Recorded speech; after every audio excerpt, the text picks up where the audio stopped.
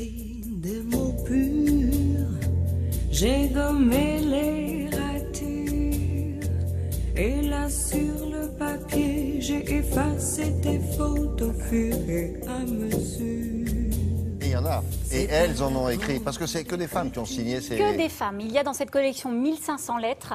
Et dans cette collection, il y a toutes sortes de femmes, toutes sortes d'écrits, du 15e au 20e siècle, William. Et ce qui est incroyable, c'est que sur presque 6 siècles, eh bien, on a l'histoire des femmes, on a leur rôle dans l'histoire, on a leur vie intime. Alors, il y a des documents historiques importants, il y a des lettres d'amour, bien sûr, il y a des lettres d'affaires, il y a des lettres... Voilà, par exemple, c'est quoi? Ça, c'est une lettre... alors ça, c'est Anne d'Autriche à Richelieu. Elle est datée de 1629. C'est ça qui est génial, c'est qu'on passe d'une lettre comme celle-ci, datée de 1629, à une lettre d'Édith Piaf ou de Brigitte Bardot, en passant par Joséphine de Beauharnais, Georges Sand. C'est incroyable. Et donc là, c'est Anne d'Autriche qui s'adresse à Richelieu en lui disant « mon cousin ». Alors, il n'était pas plus cousin que vous et moi, William, mais à l'époque, c'est comme ça qu'on s'adressait. Aujourd'hui, les jeunes, c'est un peu comme ça. Ah, mon cousin. Ouais. C'est comme ça à l'époque qu'on s'adressait à des gens haut placés. Ah, comme et quoi, donc, hein. Regardez. Non, il faut le citer, ça. Oh, ça va, mon frère, ça va, mon cousin. Comme disait Anne d'Autriche, à Richelieu. Voilà, ça c'est classe, c'est la ça, classe. non? C'est la classe. Voilà, donc à mon cousin, le cardinal Richelieu, on voit bien les cachets de cire aux armes d'Anne d'Autriche. Et puis on voit que le secrétaire de Richelieu, quand il a classé la lettre, il a mis reine, reçu de la reine, R, c'est-à-dire qu'il avait répondu, et il a mis la date. Donc ça, c'est des documents importants. C'est l'original, ça? C'est l'original, et elle demande à Richelieu Oui. de mettre fin à la guerre, de mettre fin à la guerre avec l'Espagne. Donc des documents historiques comme ça, il y en a plein, et il y a plein d'autres choses. Ça coûte Regardez. cher, oui, ça coûte assez cher. C'est estimé aux alentours de 5 000 € une lettre comme ça. Mais il y a beaucoup plus. Hein, Quoi, prix de départ? 5 000 €, c'est l'estimation qu'a donné l'expert. Après, le commissaire-priseur partira un petit peu en dessous sans doute, mais ça risque de monter très haut. Regardez, il y a plein d'autres choses.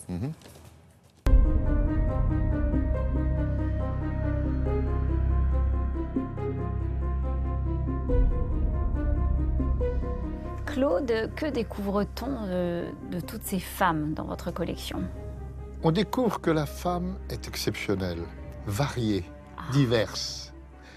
On découvre aussi que la femme, dans le fond, elle sait conquérir l'homme. Elle sait faire de l'homme, en fin de compte, quelqu'un de civilisé.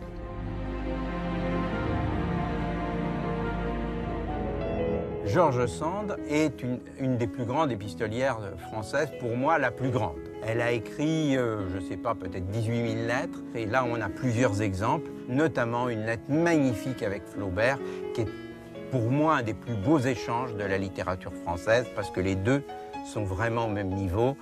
Flaubert toujours bougonnant, et Georges Sand, elle, croyant l'humanité, toujours généreuse et réconfortant cette espèce de vieux misanthrope. Parce que je ne peux pas m'abstraire et comprendre parce qu'Aramis, tu dois me comprendre, toi qui es monté de la tête aux pieds. Celle que je trouve la plus extraordinaire, c'est celle-là. C'est celle de Catherine d'Aragon. C'est une femme qui défend sa position de reine et qui est bafouée. C'est une femme bafouée. Et on voit que la femme bafouée se bat. Elle essaye de faire intervenir le pape de façon très ferme pour empêcher son divorce avec Henri VIII, qui veut épouser sa dame de compagnie, Anne Boleyn, qui lui plaît bien. Donc il essaye de répudier sa femme, et elle écrit au pape en disant c'est très important parce que si jamais vous n'intervenez pas, il se passera de votre autorité. C'est ce qui s'est passé puisque, effectivement, pour obtenir le divorce de Catherine d'Aragon, il a fondé l'église anglicane et il s'est passé désormais du pape et il est devenu chef de l'église, ce qui était bien pratique pour nommer un tribunal ecclésiastique à ses ordres. Encore plus en gros, plus en grand, plus en large. Je devrais bien me taire, n'ayant plus rien dans mon bisac qui vaille la peine d'être écrit. L'écriture, c'est le reflet de l'âme. C'est le reflet de la personnalité. Et puis, vous avez le texte, qu'on reçoit avec beaucoup de passion, parce que ça parle de l'histoire, parce que ça parle de l'amour, parce que ça parle de tout ce qui fait ce que nous sommes. Quand je vois les lettres de Juliette Drouet, j'ai l'impression d'être Victor Hugo, dans le fond. Donc c'est très émouvant, dans une certaine mesure. C'est vivant, émouvant et prenant. On peut suivre la liaison amoureuse de Juliette Drouet avec Victor Hugo depuis le début, puisqu'il y a une lettre tout à fait du début de leur relation.